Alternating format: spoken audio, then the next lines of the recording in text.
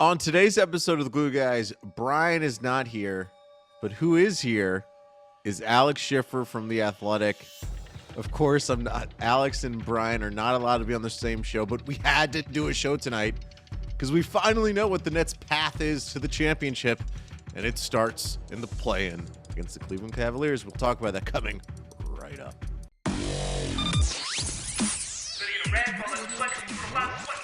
Welcome back to the Glue Guys. This is Mike here. Say hello, Alex. Can you sing it? Are you going to sing it? I can't do that to Brian. I can't do that to Brian. Hello. Hello. This is Alex Schiffer. Alex, of course, is the fantastic Nets reporter for The Athletic, a subsidiary of the New York Times. This is the Glue Guys. Brian is not here. Poor planning on really my part.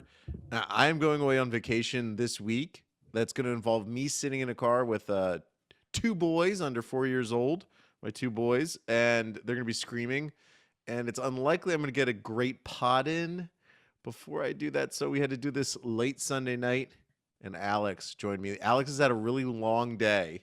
You were on TV. You've written a story. You saw a basketball game. You've looked and pored over the NBA standings like myself and now know the Nets' path to a championship. Alex, how are you? I'm good. I'm actually going to be on TV as we're recording this. I'm going to be in two places at once. Talk about a mind blow. Yeah. How's that going to happen? Magic. Where Magic are I you learned on from TV? Kyrie. Fox 5 with Jen Williams. Nice. Sports Extra. Random thing that got me thinking of you talking about going on vacation. Remember you did the podcast from like your car in like the wilderness? What was that? Do you remember that? That was amazing. So I've done that a couple of times. One time was at the beach, and there was definitely some craziness going on. Another time was in like the middle of nowhere in the Hudson Valley. And another time was in the beaches of Delaware, and I was potting at 11 p.m. and a security car was just driving just by me, and I could not look more sketchy. Because if you could paint this picture, think of the glow of a laptop, right, coming at your face. It's all darkness, and there's just a goofy-looking guy with a disgusting-looking microphone and the glow of the laptop. I mean, I couldn't have looked more ridiculous. Luckily, I survived that incident. But yeah, this is just by the podcast life. It's dedication. I remember you were like using your phone's hotspot, and you were like trying to think of it, like put it on the roof of your car to see if it improve the signal or whatever. I think you had your in-laws or something. Yeah, great material either way. Thank you. So, Alex, after all the discussion that this team has had, trying to figure out the path. I mean, it's been, of course, the season's been completely ridiculous. I joked last show that like if there was an actual multiverse, this would be the bizarro, like the strangest one possible that you could have fallen into. The Loki with the alligator Loki. That this team was the one seed for a good chunk of the year when Harden and KD. Remember James Harden? When James Harden and Kevin Durant led the team, they fell like a rock down the standings when Kyrie continued to be out and Kevin Durant was hurt. And now they are sitting there at the 7th seed, waiting to be in the play-in. And we know who they could play if they win that game or if they lose that game and then win the next one. How do you, obviously you talked to some of the players, some of the coaches after the game. What was the conversation, the fact that it's the Cavaliers that they're playing in the play-in and maybe their path forward? What's their confidence level? Yeah, I don't think they were phased or anything by it. Kyrie invoked some Marvin Gaye when I asked him about the matchup. He said, let's get it on. Steph Bondy, the New York Daily News, says Gaye wasn't talking about basketball. How does he know? He doesn't know that. Yeah, he wasn't in the recording booth. We can't assume in our business. For all we know, Marvin Gaye is a passionate man on the court. And in other places too. He famously sang the national anthem during like the 1984 All-Star game in Denver. One of the greatest renditions of the national anthem. I'm looking at your face. You don't know this. You don't know this rendition. It's incredible. totally rewrote the song essentially. It's amazing. So yeah, he probably was talking about basketball. That's where that comes from. Absolutely. Exactly. I knew someone would understand. See, we can settle our differences every now and then. But yeah, I asked Steve Nash, like, does it help at all? Seeing a team like this where you just saw them Friday and, scouting report and all that stuff's still pretty fresh. And he said, yeah, but it's probably a wash because goes the same thing on their end too. So they seem at peace with it. They seem confident. It'll be interesting if Jared Allen plays. I had that tweet after Spencer Dinwiddie at the game winner against the Nets from New Jack City. Spencer Dinwiddie putting the Nets away in Brooklyn. I mean, I feel very similar if they were to lose and it's Karis LeVert and Jared Allen putting the Nets away in Brooklyn in the play-in. But yeah, so I think the bigger question is going to be is does Jared play and what are the implications of that? But otherwise, then it's on to Boston. Yeah, and so, I mean, I can already tell you the thought process all going into today. I feel like people are just skipping over the Cavaliers so quickly, at least Nets fans are. I mean, so much of the discussion from people that I've been talking to in the DMs, on the Discord, and everything like that is, analyzing, is it going to be Boston? Is it going to be Milwaukee? Right? And there's not even a consideration that the Cleveland Cavaliers could possibly beat the mighty Brooklyn Nets, Brooklyn at home. I will say Vegas put out the odds for that game. Nets are 8-point favorites, which is a large line. That's a hefty line. I didn't know that. I thought it'd be closer to 6, maybe. Yeah. 5, so 6, yeah. And I mean, if we're being honest, again, the Nets, of course, should win. The Cavaliers have been slumping of late. The Nets are actually kind of ascending, and the team is still completely disjointed and discombobulated. But they have Kevin Durant. I don't know if you heard the last episode. I hope you download them all. Alex. I download them all, and to be honest with you, you guys record so freaking much that sometimes I just can't keep up. So I'm currently listening to the Etceteras with Kevin Durant because that's also important to my job. Lame. So I will get to you when I have the time. I guarantee, Brian, I know the team better than Kevin Durant. I can guarantee it. But I said on the last show, do you know the stat of what this team's record is with Kevin Durant this year? Good. They have a winning percentage as good as the Miami Heat. Yeah. Who are, the number 1 seed in the East. Yeah, so, can't say the same with just Kyrie, but and that's been the same his entire career. Kyrie Irving has, on any team he's been on, if he's the guy, you're not that good, ultimately. But if he's your number 2, you can win an NBA championship. Being really honest, you're a reporter. You're a man of truth and justice. Do you give the Cavaliers like a real chance? Is there? Of course. Yeah. No, okay. Absolutely. I mean, look, the Nets have proven this year that they can lose to anybody as well as beat anybody. And I mean, the Cavs cleaned their clock when they played each other in January. I would argue that the Cavs have had just as bad, if not worse, injury luck than the Nets this year. I mean, look at Colin Sexton, Ricky Rubio. Jared Allen's been out for stretches. And Darius Garland was cooking on them on Friday. So I think that the motivation and care factor will be higher for the Nets, but it's still the play in, not the play off. And it's uncharted waters for Kevin and Kyrie in that sense. Someone even asked Kyrie about, you've played in some of the biggest games. You haven't played in the play-in before. What do you think about it? And Kyrie said how, whoever invented the play-in at the NBA office has to be, quote, hip hip hooraying in the back room because last year was Steph, LeBron, and this year they get Kevin and Kyrie. So no, I think the Cavs can absolutely make it a game. I mean, if Jared Allen plays and they Mobley, I think is a great rookie. He has looked good in stretches against the Nets this year. I think they have a lot of pieces to make it a game for sure. I still would take the Nets given they're going to have the better players on the floor regardless. But no, I'm not counting the Cavs out at all. Yeah, I mean, the Nets don't really have the luxury of discounting anyone at this point. Even in the games that they won, Houston Rockets against the Knicks game was almost going to be a disaster. It was veering towards the disaster zone. Of course, then the Nets pull it out. Like, I did this thing with Brian where, like, what if I told you? And I went through different like stats. The 30 for 30 man. Yeah, what if I told you? And I was like, what if I told you that the Nets on a back-to-back beat two teams in the NBA each by double digits, right? Or around double digits. I think there are 8 points victories or whatever. Like, there's a weird disconnect with this team. I think the fan base is still connected to the idea of what this team looked like last year in the playoffs against the Celtics. They were so devastating when they had Joe Harris and James Harden and Kyrie and KD, like those brief glimmers of hope. And this team just isn't that anymore. Like, this team doesn't have that level of dominance.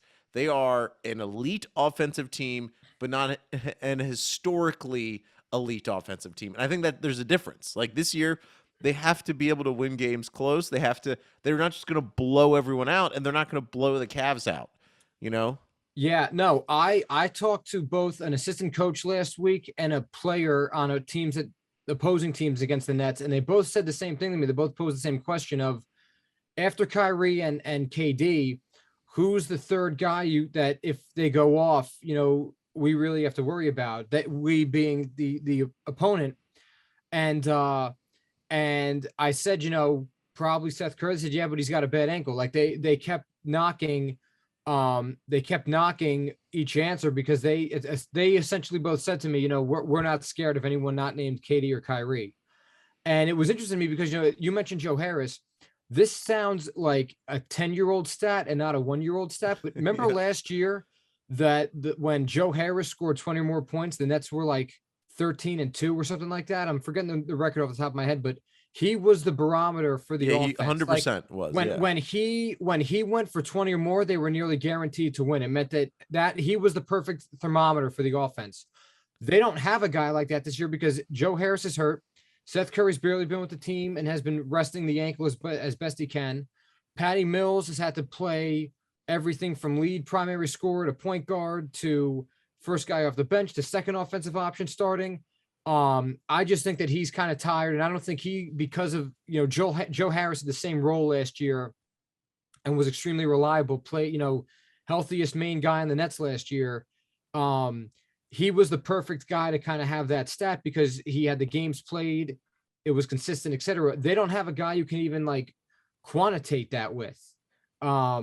So I definitely think that a major question when you talk about the offense is like, you look at tonight, for example, where Kevin Durant misses his first 7 shots. Very uncharacteristic, doesn't happen a lot. But Kyrie's had some choked. He choked in the final game of the season. Alex Schiffer just said it. Alex Schiffer just said Kevin Durant choked. Way to go, Alex. So he had a triple-double. He did just fine. You distracted me. But long story short, that if one or both of those guys have an off night in the playoffs, who steps up and scores? I don't know the answer. I don't know if anyone knows the answer. Andre Drummond had a good night as a true 5, but like, what if if Robert Williams were playing for the Celtics, that wouldn't be a surefire thing either. So I don't know the answer to that, but yes, that's a major problem. Yeah. So I do think, I know we can poo-poo Seth Curry just because of the ankle, but I'm ultra confident that if he's healthy enough, I know we're under the assumption that he's not going to be very healthy, but I think he will be healthy enough to be able to have dynamic games, particularly later in the playoff run, even in that first round series where, like, obviously it's going to be the Celtics, hopefully, and if not, it's Miami Heat. I still think he's that dynamic thing. I think Drummond is being discounted he's continually been discounted since he got that monster contract many years ago, and he basically becomes sort of the poster boy of not understanding analytics. Right? Like because he was so good at getting points and getting rebounds, and it led many people to believe that he was like this all-time great defensive player in a traditional sense. But like if you dug into the numbers, you realized, oh, there's like not that much there compared to what you see as the counting stats. But like tonight, what did he had a double-double in the first half. And yeah, that is a big on this team. As great as Jarrett Allen was, and as bad as DeAndre Jordan was, they haven't had a big like that since Brook Lopez. And Brook wasn't the rebounder that Drummond. Brook's a better player. Brook at his peak was way better than Drummond, but he's not he wasn't the force that Drummond is sometimes around the bucket. Drummond's just like a different beast from most guys in the league, frankly. Yeah. I agree with all that. I mean, he's played great lately, and the rebounding has been huge for them. He's a great low post scorer. Like, I agree with all that. I'm just saying that, like, he's limited in his ability to take over a game because of of who he is as a player. You know what I'm saying? Seth Curry can score a little bit from all over. Patty Mills a little bit too. I mean, LaMarcus Aldridge, even though he hasn't played much lately, he's still got the mid-range game and can shoot a bit. Like, his game, like, I'm not knocking Drummond from a production standpoint. He's been great and needed, and he might be the unsung hero of the trade when it's all said and done. I'm just saying that he's limited in how he can help the team, and that's the bigger concern. Well, let's do a quick break. Coming back, I do want to dig a little bit into the rotation. And also, there's a big piece of the rotation that may change during the first round of the playoffs. We have to address it. I think you saw him in person today. This guy that I'm talking about, he was another element of that trade. We'll talk about it after the break. Coming right up. And we're back, Alex. Playoff rotation. Now, Steve Nash had an extremely interesting rotation today. We're recording this on Sunday. Today, against the Pacers. 8 players played. I think KD played 40 minutes. Yeah. In a game against a team that should be taking. And Kyrie was 40. So here's who was out, which is going to affect the playoff rotation. Goran was out, right? Still in protocols. Uncertain of his status for Tuesday. Yeah. Oh, and that's a really key. So uncertain for Tuesday? Yes. Do we know, has there been any indication of how he is, like, health-wise? Like, is it... He was feeling bad at first. That Saturday he tested positive, and it was that way for a bit. And Steve Nash said he's made some progress the past few days, but he's still testing positive. So for context, because I do my job, ladies and gentlemen, boys and girls, I had asked Steve Nash a few days ago, I said, before he was ruled out for this weekend's games, I said, you know, does he need a ramp up because he's coming back from illness and whatnot? Or could you just throw him in? He goes, ideally, you just throw him in. I mean, he's been healthy when he's been with us, etc. And his best ramp up, quote unquote, could be a game.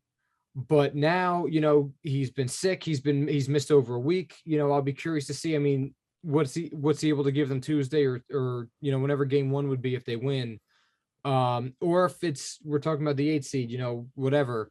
I don't know when his playing time would I don't know when he would take the court, just given how long he's been out and how the Nets tend to handle this stuff.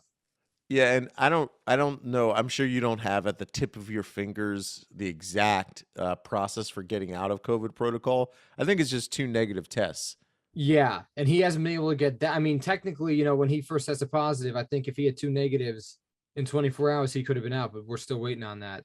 Yeah, so Goran's going. So to me, Goran's a key piece going forward because I even think Nash talked about it before the game that he says Kyrie's better off the ball.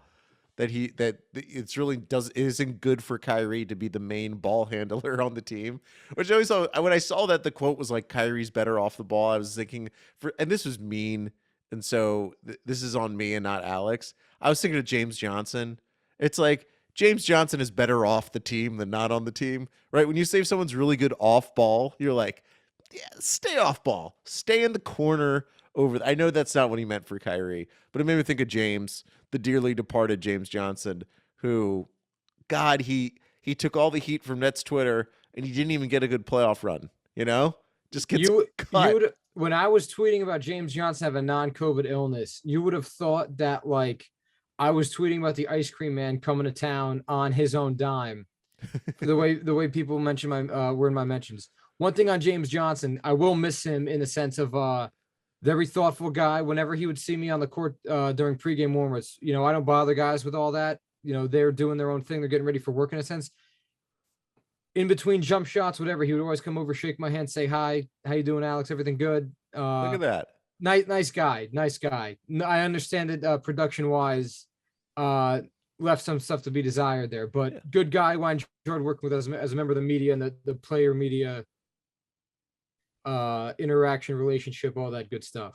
Horrible basketball player, great guy. You know, just I liked James Johnson. Kind of like me. Yeah. I like James Johnson. I thought, like, you know, and I realize there's so many limitations with him, and like you didn't know what you were gonna get. The one thing I'm gonna miss about him is that if they play the Bucks at all in the playoffs, like James Johnson's like an oddly effective guy against Giannis sometimes. Like, it's like the classic James Johnson experience where it's like sometimes it looks pretty good, and other times you're like, what is happening? And he would have been a bigger body mobile guy that you throw at him. But obviously they wanted to convert Kessler Edwards, and this gets me back to Kessler Edwards. Kessler Edwards started tonight. Is he in the playoff rotation, or do you think this is just like they had Curry out, they had Goran out, Ben Simmons may come back in the first round series, whoever that may be. Hopefully the Nets actually get to the real playoffs. Do you think Kessler Edwards is a part of this rotation in the playoffs? I lean no right now, just because I think what we learned with Steve last year was that he keeps it every tight playoff rotation, and he tends to play those he can trust. And you just look at what they would be at full strength. I mean, Kevin and Kyrie, Drummond, Nick Claxton, Goran Dragic, Seth Curry, Bruce Brown, Patty Mills. That gets you to 8. He really doesn't go beyond 9, let alone 10. Did you say Claxton? I did say Claxton. Yeah. So that's 8. Hold on, let me. I have the Ben box Simmons. Ben Simmons in some capacity would be 9, and then so he played 8 tonight, and Cam Thomas got 8 minutes a run, 9 minutes a run. So I don't think Cam's in the rotation, like unless they're desperate and there's injuries, obviously to ball handlers. I don't see Cam getting minutes in the playoffs. Yeah, I agree. So then, you have on the bench Seth Curry didn't play.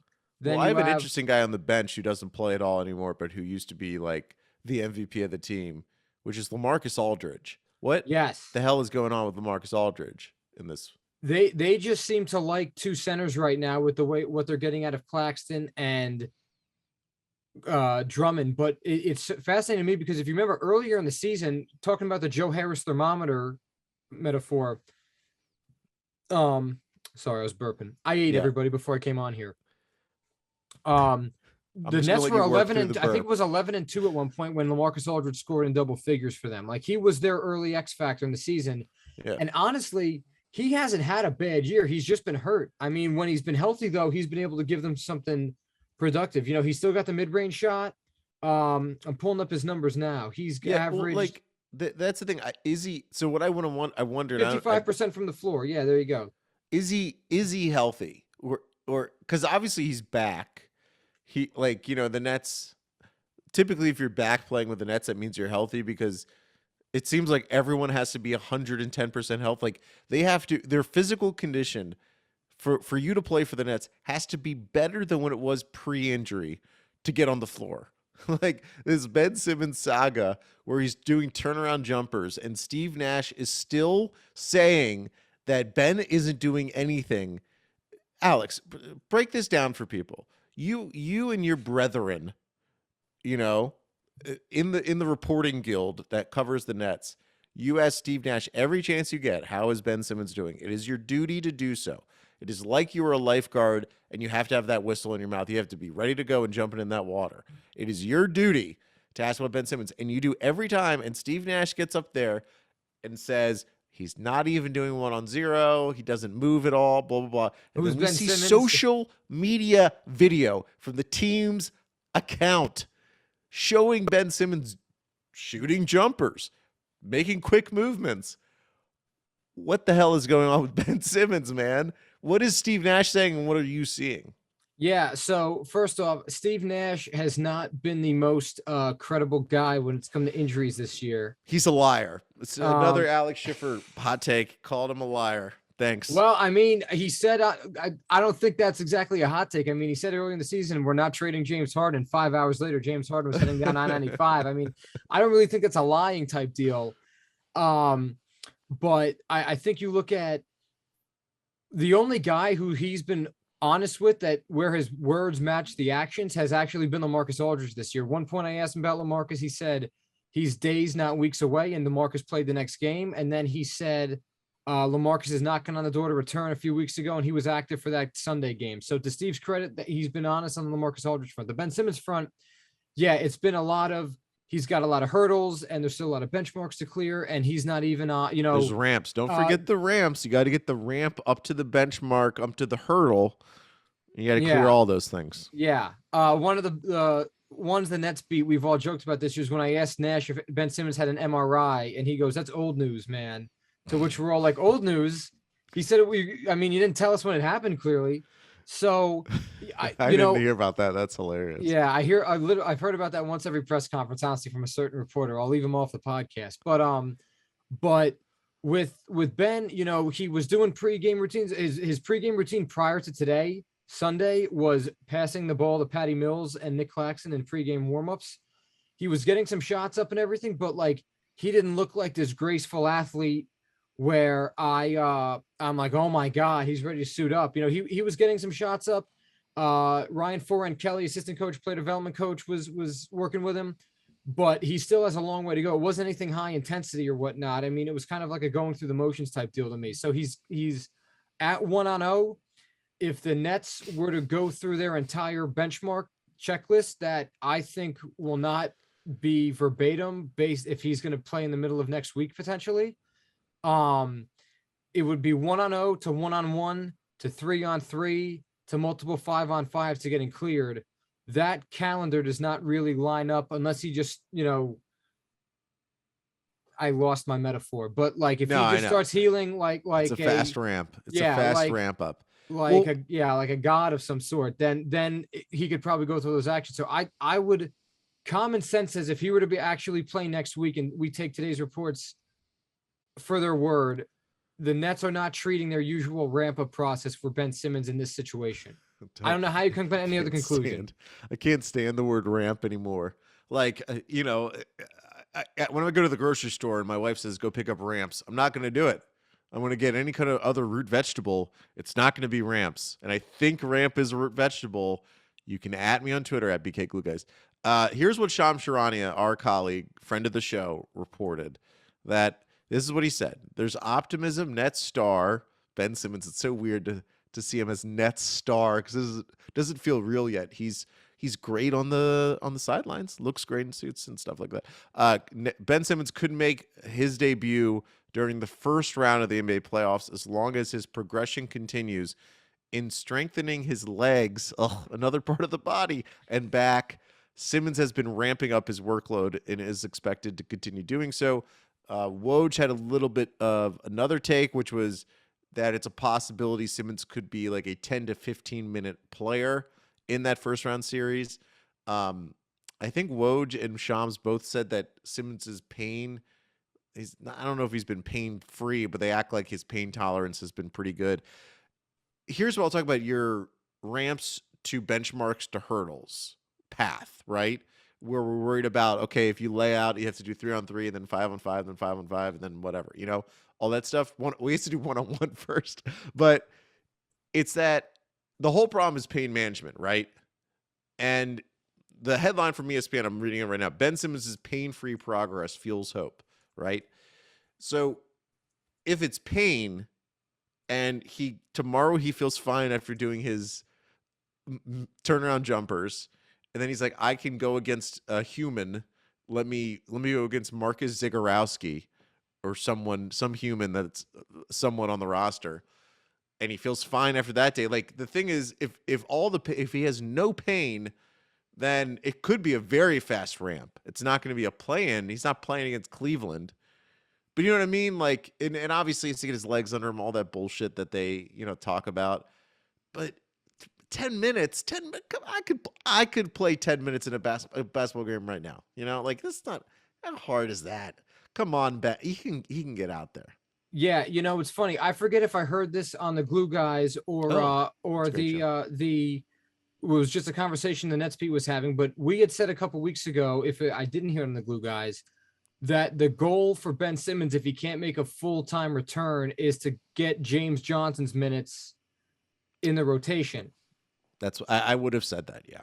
Okay. But I think everyone has said that, so I won't even take the blame. So I'm just trying to give credit where it's due, proper attribution as a reporter. But James Johnson's gone, so that's not a problem anymore.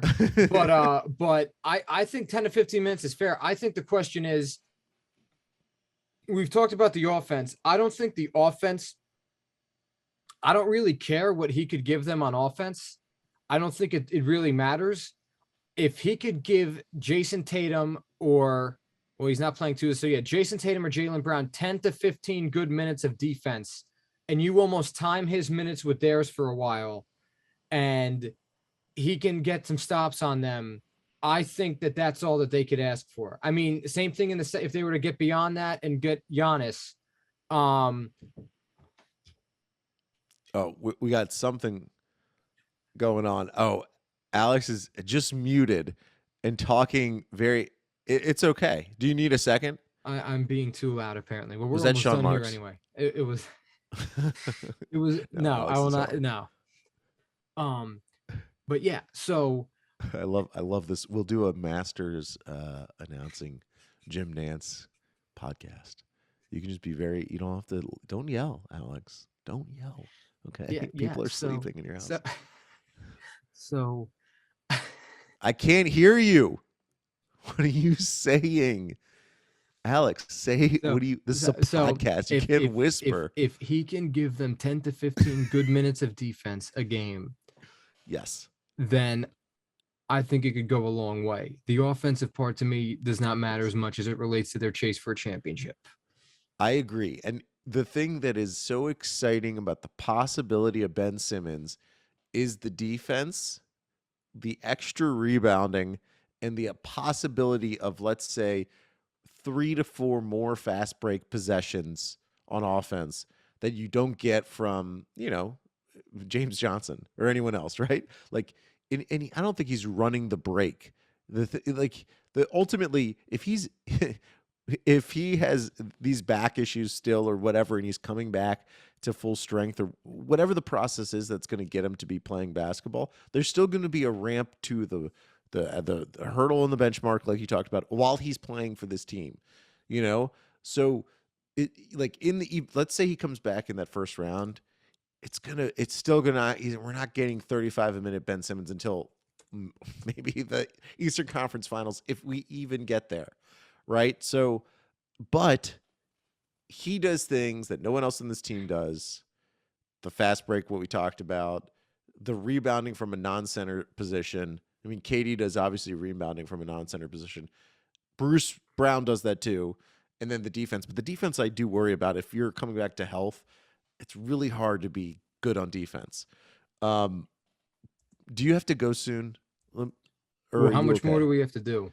I also have a stat for you. You mentioned the fast break opportunities. Tell me. In his final 3 seasons in Philadelphia, he was perhaps the best preeminent driver of transition play because the Sixers played about 4.5% more often with him on the floor in transition than with him off, which the math works out to 1 extra fast break possession per quarter.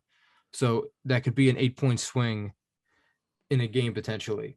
And those are obviously fast break possessions by nature or high percentage plays.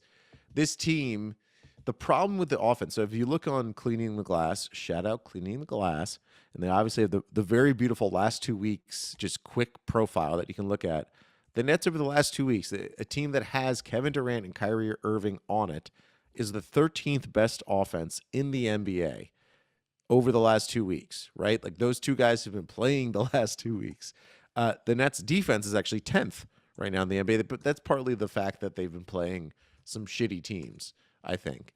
But 13th in offense, that obviously not elite, not an elite offensive team. They were 8th this season in offense, just points per game, the basic metric. And why that is because, and everyone's talking about this, the Nets are the least efficient in terms of where they take their shots on the floor. They're probably like the anti-analytical team now because they have Kevin Durant, who's the greatest mid-range shooter of all time, and Kyrie Irving, one of the greatest mid-range shooters of all time as well himself. They don't get to the bucket. They don't get to the free throw line. And they don't shoot as many threes as other teams do. So what you end up doing is every shot has a super high level of difficulty. The Nets can hit them because they have Kyrie and Kevin Durant. But a guy like Ben Simmons can give you give you those 8 to 12 points per game that come via fast break. They come via like offensive rebound dunk putbacks. Drummond has done a lot of that too, in terms of the putback stuff. Like he can give you easy buckets. Obviously, you don't want him going to the free throw line because that's just a torture chamber for him. But he can help you get easy buckets where there's not, like we talked about this before. You talked about Seth Curry or Drummond. Like who's the third guy on the team that can kind of create offense? Ben's not going to do that for you in the half court necessarily, but he can create offense through the course of a game by getting that rebound, taking it the full length of the floor, and then be passing out to a shooter or someone else. Before we go, because I mean we can talk about a million different things, but I do want to get your take on this. Okay. There are 3 paths for the Nets. One of them involves not being in the playoffs. One of them involves losing this play-in game and then the next game and being gone. So we'll put that aside for now. For the 2 probably realistic paths, the 7th seed, which is if they win on Tuesday night, they get to become the 7th seed, or the 8th seed, which is if they lose on Tuesday night and then beat the team that won in the 9-10 game.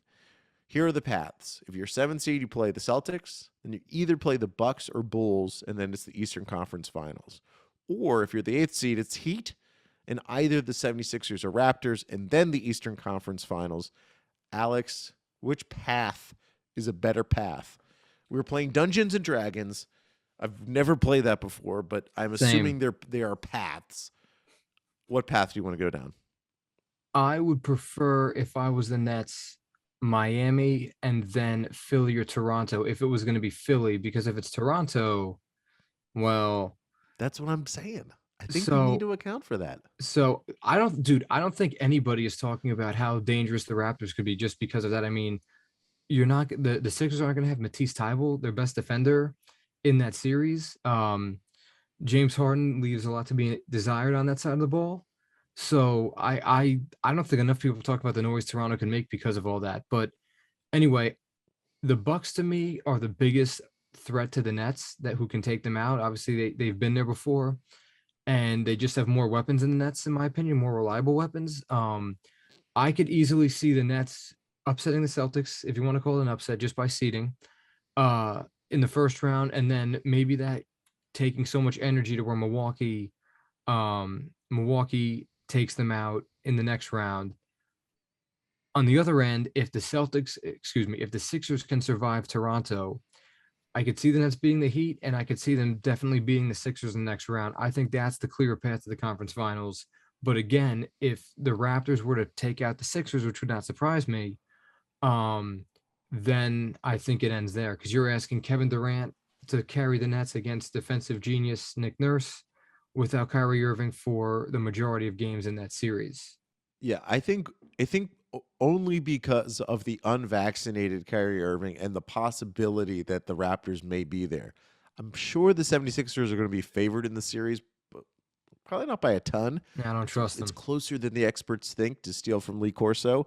But because of the possibility that if they got to the second round and it's the Raptors, if you're the Nets, I still would rather be the 7th seed. And I know how dangerous the Celtics are. I know how dangerous the Bucks are. But to me, we did this like playoff opponent ranking things, and I put the Raptors as the scariest Eastern Conference playoff opponent, because if you don't have Kyrie, you're going to lose every game in Toronto, basically. I do think it's extremely interesting.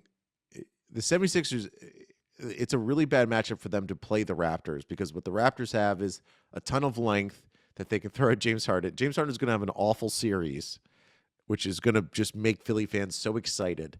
But they have no one to guard Embiid. The Raptors don't. So Embiid could have, 50 points and 20 rebounds. You still need to score like 110 to win a game. So where's Philly going to get the remaining, even if Embiid scores 50 a night, which he's not, where are they going to get the remaining 60 points, particularly if Harden's diminished? Paul Millsap and DeAndre Jordan. Paul Reed. I'm a big Paul Reed fan. I've always been. John Hollinger are good. Yeah, friend of the show. Real quick. Okay, so we say Celtics. So say yes or no. The Nets are going to win the championship. Yes or no? No, Alex. No. Okay. Well, this is a great show. Hey, great season, everyone. No, Alex, thank you for joining me. I'm sorry you got so animated that you got admonished, but I'm happy you got yelled at because you brought that energy for the show, and it means a lot. So thank you for doing this. I know you're tired. Rest up, and you get a nice long playoffs. I hope. I hope we all get great basketball in front of us. Who knows the next time I'll be on the show, everyone. So thank you for having me while I'm able to. All right, thanks, man. Brian, my pen pal. I'll see you soon sometime. All right, that was the BK Glue Guys. Check us out on Twitter at BK Glue Guys. We're the Glue Guys. And we are with The Athletic. Go to theathletic.com/glue guys, or go on to Alex's Twitter, which is Alex__Schiffer. One of the best Twitter names in the biz.